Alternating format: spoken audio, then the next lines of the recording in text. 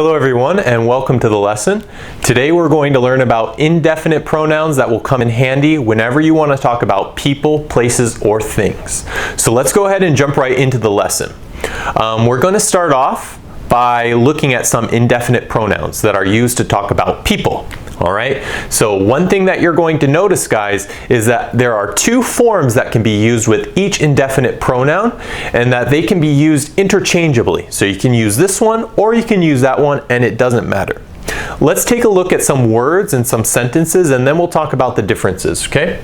So first we have the word someone and then we also have the word somebody. So someone and somebody.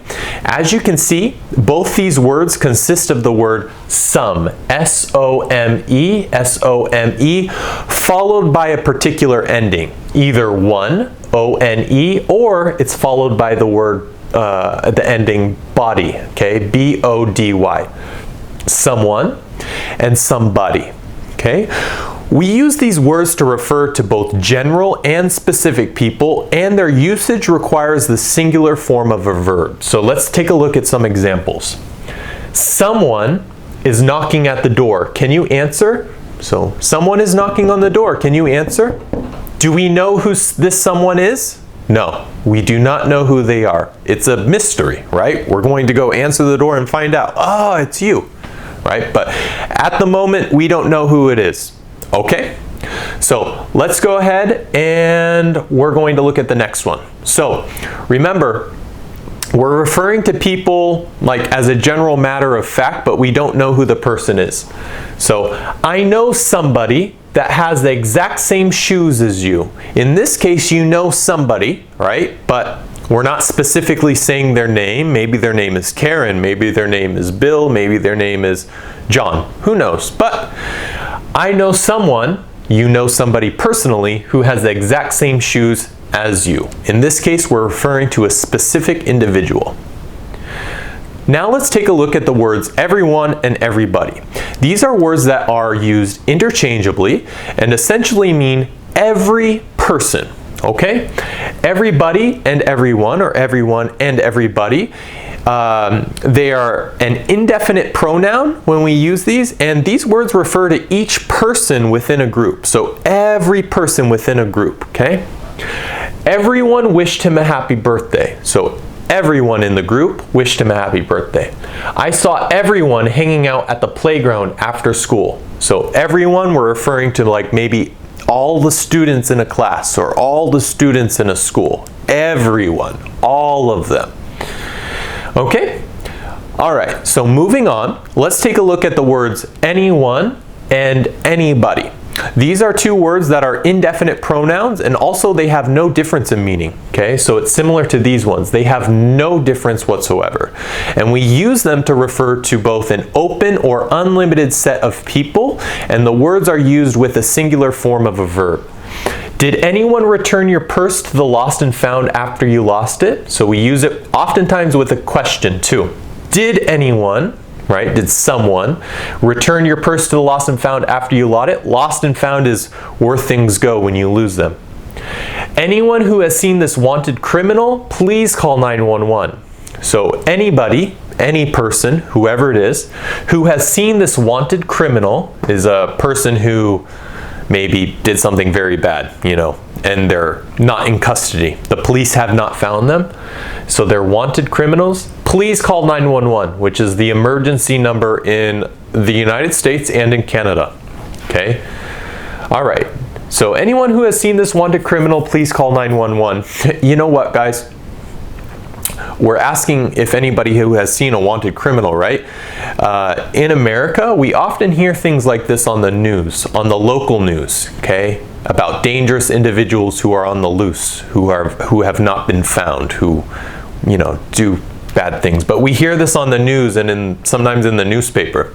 Okay, we hear it a lot. Anyone who has seen this wanted criminal, please call 911. We hear it.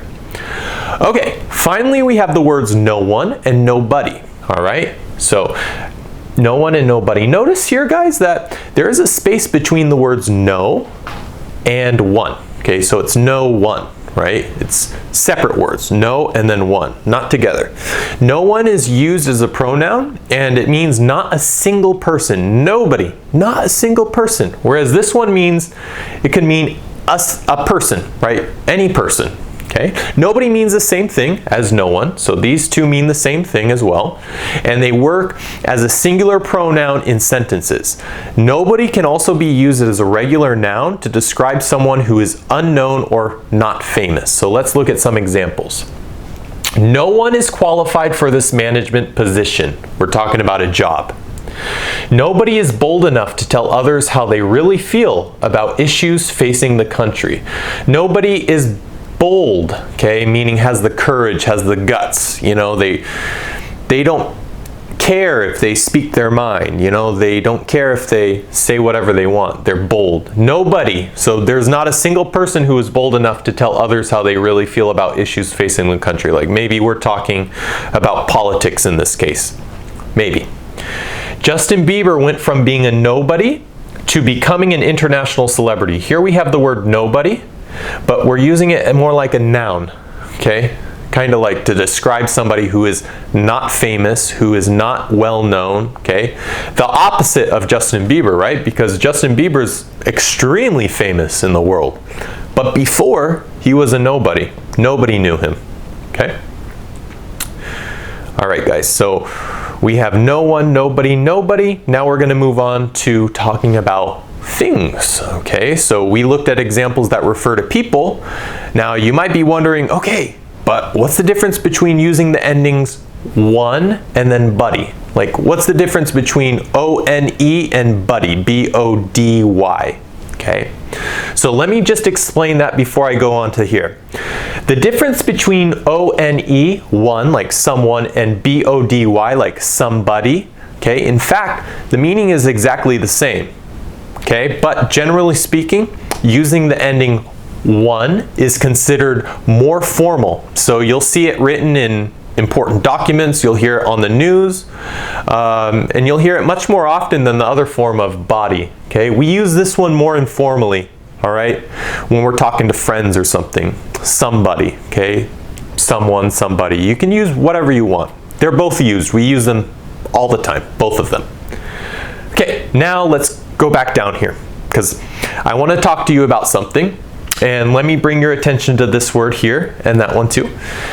Okay, when we're talking about things, there are 4 forms that we can use that are similar to the ones that we just now learned up here. Let's look at some examples, but we're going to talk about things. Something. Something is used to talk about a thing that is unknown, and it's generally used in positive sentences, but it's not always the case.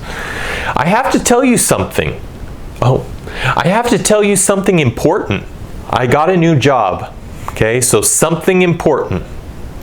Something bad is going to happen if he continues to make poor life choices. Something bad. Okay, so something. We're not sure what, but something bad. Okay. So that's something. We're going to now move on to everything. Now, everything right here refers to all things that can be used in affirmative, negative, and interrogative sentences. Okay, meaning when we ask questions, we can use this word everything when we ask questions. So affirmative, negative sentences, and questions, those sorts of sentences. Okay, and when we want to be inclusive. Okay, so let's look at the examples. Everything happens for a reason. Okay, some people say that. Everything happens for a reason. You hear that a lot.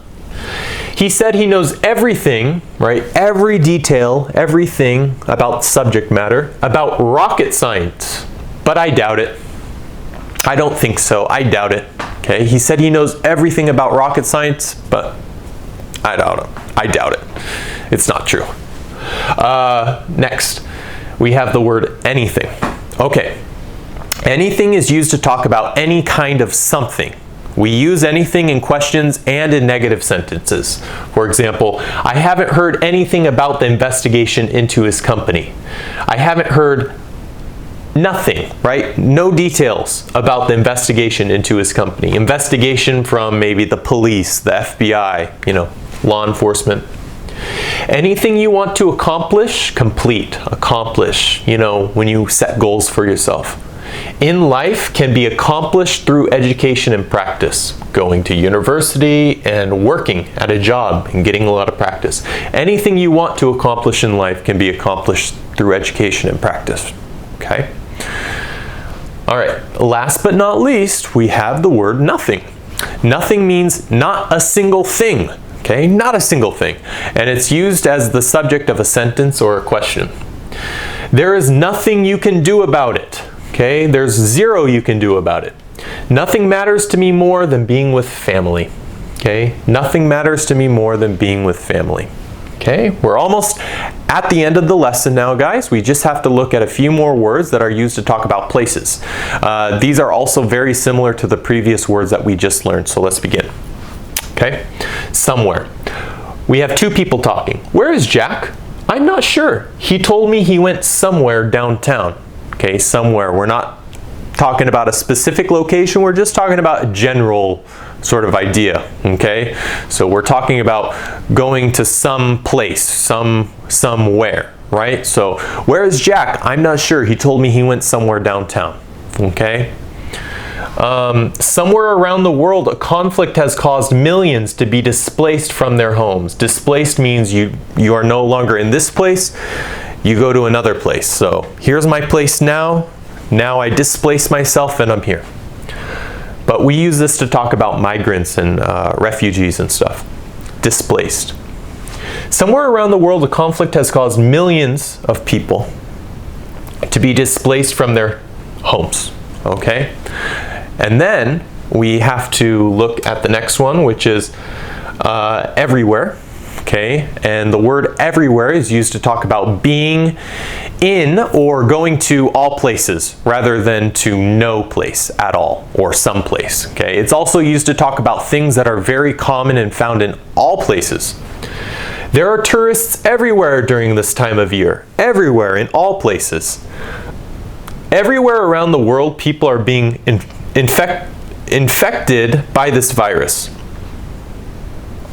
Everywhere around the world, people are being infected by this virus. Okay, even in this case, we can talk about the coronavirus, which, as far as I know, has spread to pretty much every place across the planet. So everywhere across the planet, in every place, people are being infected by this coronavirus. Okay. Now let's look at the word anywhere. Anywhere is used to talk about going to a place or being in a place, but it doesn't matter which place. Okay? He couldn't find the ingredients to the recipe, like how you cook something. You bake bread, you make mac and cheese, you make, I don't know, anything. Shepherd's pie. He couldn't find the ingredients to the recipe anywhere, so in the end, he gave up. I give up, right? I'm not doing this anymore. I quit. I give up. Okay? I would rather live anywhere but here. Okay, you prefer to live in another place. Anywhere, in any location, but not here. Anywhere but here. Okay, anywhere but here. And finally, we have the word nowhere. Okay, nowhere refers to something or someone that is not located in any place. For example, there is nothing to do and nowhere to go in this town. So notice how we have nowhere. Okay. And then here we have somewhere. So this is somewhere, someplace, and this is nowhere, no place at all. Nowhere else in the world can you find this rare species of frog. Okay, frogs like to jump. Nowhere else in the world, so not a single place else, only one particular specific place in the world can you find this rare species of frog. Okay. All right, guys, make sure you practice these words. Don't forget them. They're going to be very handy for you, so make sure you memorize them. I hope it wasn't too difficult to follow, but in any case, thank you so much for watching, and make sure to hit the like and subscribe button, and I'll definitely see you next time, okay? Bye. See ya.